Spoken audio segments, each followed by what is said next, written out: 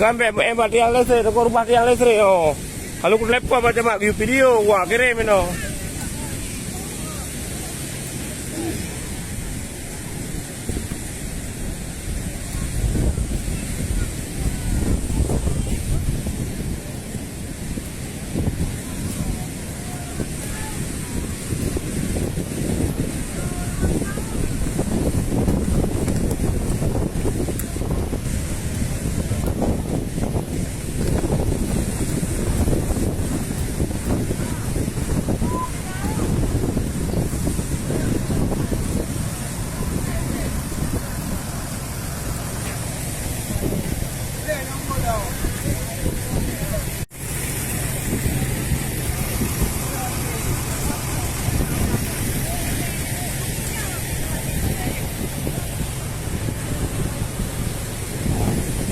Nyampak, nyoi pia.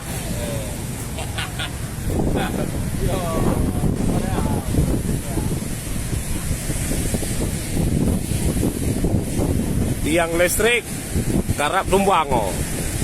Jadi dimohon kepada PLN yang punya Bupati Lempu